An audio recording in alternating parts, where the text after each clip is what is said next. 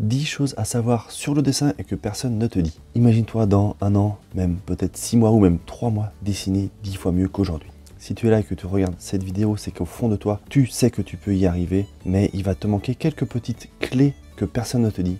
Et dans cette vidéo, je vais tout te dévoiler. Ce sont des techniques que les pros utilisent mais que personne ne connaît.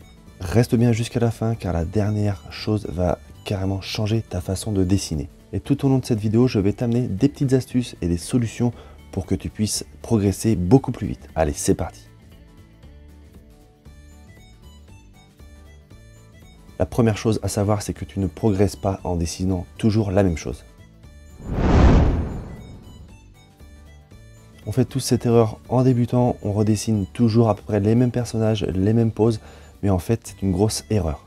Ton cerveau arrête d'apprendre en terrain conquis. Imagine un sportif qui fait toujours les mêmes exercices, à un moment donné il va stagner. En dessin c'est exactement la même chose. Essaye de sortir de ta zone de confort. Si tu as l'habitude de dessiner des personnages manga, dessine des objets, des paysages ou même des animaux cartoon par exemple. Expérimente des angles de vue différents et des expressions nouvelles. C'est pareil, tu peux également changer de matériel si tu as l'habitude d'utiliser du crayon à papier, essaye l'encre, les feutres, l'aquarelle ou même encore le digital. La deuxième chose, c'est copier n'est pas tricher.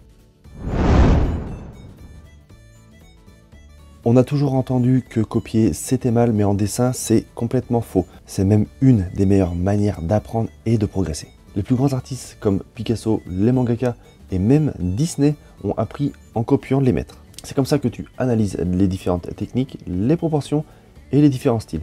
Par contre, fais attention, ne copie pas bêtement le dessin. Essaye de comprendre la logique derrière ça et pose-toi les bonnes questions. Par exemple, pourquoi cet artiste a fait ce choix-là plutôt qu'un autre? Quel trait rend ce dessin vraiment unique? Et surtout, le plus important, c'est comment je vais pouvoir m'approprier toutes ces techniques pour vraiment donner du caractère et trouver mon propre style de dessin. Petite astuce si tu veux vraiment progresser, commence par redessiner le personnage à l'identique et ensuite essaye de varier les poses différentes pour bien comprendre comment le personnage est dessiné avec les formes de base. La troisième chose, c'est si tu ne fais pas d'erreur, tu ne progresses pas.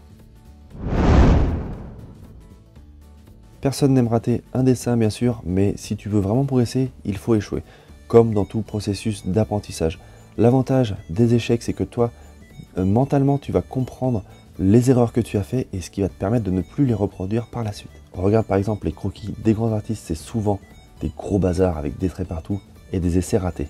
Quelques petites astuces pour mieux apprendre de tes erreurs. Surtout ne jette pas tes dessins ratés, analyse-les pour bien comprendre ce qu'il ne va pas et garde-les bien dans un carnet pour les regarder dans quelques temps et voir vraiment tes progrès. Expérimente sans pression, c'est en testant les choses que tu fais des découvertes. Accepte de faire 10 dessins moches pour faire vraiment une œuvre d'art. Une chose que tout le monde pense, c'est que dessiner vite est une preuve de talent alors que c'est faux.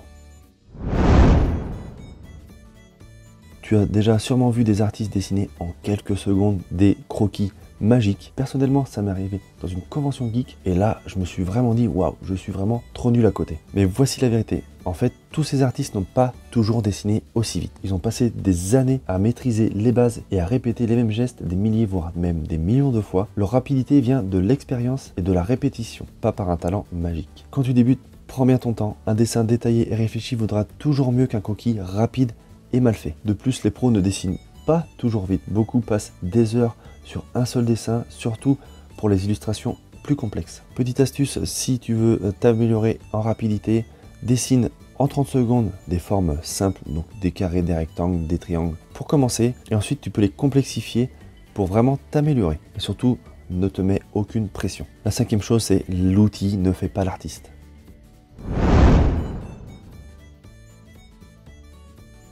Est-ce qu'il faut absolument une tablette à 500 € ou encore même les meilleurs feutres de luxe qu'il existe pour bien dessiner? En fait, non. Beaucoup d'artistes débutants pensent qu'un bon matériel va compenser leur manque d'expérience. Mais en réalité, un bon dessinateur peut faire un chef-d'œuvre avec un simple crayon et une feuille A4. Il faut savoir que les bases comptent beaucoup plus que n'importe quel outil. Un bon trait, une bonne compréhension des formes et de la perspective valent bien plus qu'un stylo dernier cri. Si tu veux savoir si c'est ta compétence ou ton matériel qui pose vraiment problème, essaye de reproduire un dessin avec un stylo à billes et tu comprendras directement si c'est ta compétence ou le matériel qui pose problème. Si tu veux une petite astuce, investis dans du matériel de base mais solide, des crayons de papier, des feuilles de qualité, mais surtout ne te ruine pas au début. L'important, c'est ce que tu vas faire avec. La sixième chose, c'est dessiner d'imagination est difficile et c'est normal. Si tu galères à dessiner sans modèle, c'est tout à fait normal, c'est pas que tu es nul. Même les pros, ils utilisent forcément des références. Disney, Pixar, les mangaka, tous regardent des photos ou des croquis avant de créer leurs œuvres. Le cerveau a besoin de repères et de références. Si tu ne regardes jamais des modèles, ton esprit ne saura pas quoi inventer. Les références ne sont pas de la triche, au contraire, c'est indispensable vraiment pour progresser. Les grands artistes de l'histoire ont passé des heures à copier des structures, des peintures ou juste à observer le monde qui les entourait pour avoir de la créativité. Au lieu d'essayer de tout créer de toi-même, essaye d'améliorer tes formes. Dessine un objet ou un animal en regardant une image, puis essaye de le faire sans modèle et tu verras ta progression. La septième chose est que tout le monde peut apprendre à dessiner.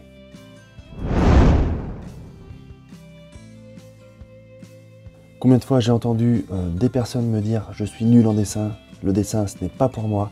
Bien sûr que tout ça est faux. Dessiner c'est une compétence et non un don. Personne ne naît avec un crayon magique dans les mains, il va falloir s'entraîner pour s'améliorer. Tout est une question de pratique et de patience, c'est exactement comme le vélo, il faut t'entraîner pour t'améliorer.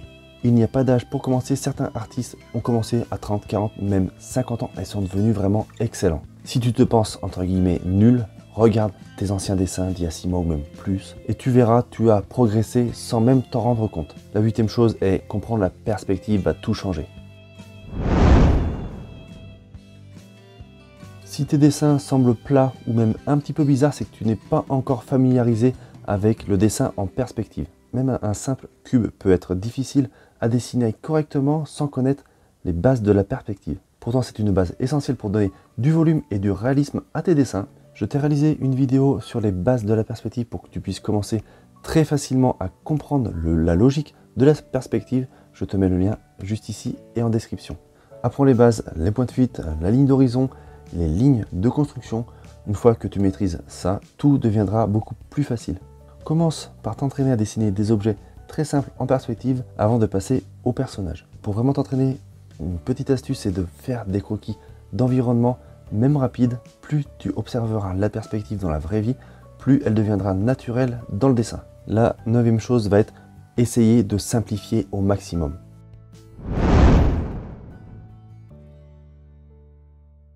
On a souvent tendance à croire que plus un dessin est détaillé, plus il est réussi. Mais en réalité, savoir simplifier est une compétence essentielle pour progresser. Au lieu de perdre du temps dans des tonnes de détails inutiles, au début, il va falloir se concentrer sur les formes principales, donc les formes de base. Un bon dessin doit être lisible en un seul coup d'œil.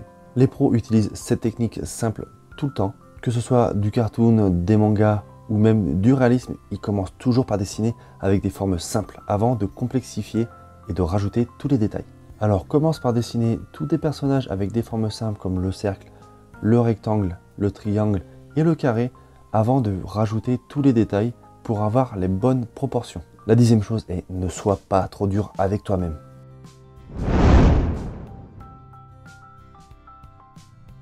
Dans un premier temps, si tes dessins ne ressemblent pas vraiment à ce que tu voulais réaliser, c'est normal. L'autocritique excessive est l'ennemi du progrès. Si tu abandonnes à chaque fois que ton dessin n'est pas parfait, malheureusement, tu ne vas jamais progresser. Chaque artiste a des ratés, même les professionnels jettent des dizaines et des dizaines de dessins avant de réussir. Ton œil va en plus évoluer plus rapidement que tes mains. C'est normal de voir les erreurs avant de réussir à les corriger. Encore et toujours cette même astuce, garde bien tes dessins, garde tous tes dessins pour voir ta progression. Malheureusement, quand tu vas dessiner quasiment tous les jours, tu ne verras pas ta progression. Par contre, si tu reviens voir tes dessins il y a 3 mois, 6 mois en arrière, tu vas voir l'évolution que tu as réussi à avoir. Tu vois, dessiner, ce n'est pas une question de talent, mais beaucoup de travail et de plaisir. Si tu appliques ne serait-ce que 2 ou 3 conseils de cette liste, tu vas voir une réelle progression dans tes dessins. D'ailleurs, dis-moi quelle astuce tu as préférée, laquelle tu vas mettre en premier en œuvre pour progresser. Si tu aimes cette vidéo, n'oublie pas de laisser un petit pouce bleu pour me soutenir. N'hésite pas à me dire également en commentaire quelle autre vidéo tu voudrais de ce style pour progresser en dessin. N'oublie pas également de t'abonner pour ne pas louper les prochaines vidéos. Sur ce, je te laisse, je te dis à bientôt. Allez, ciao!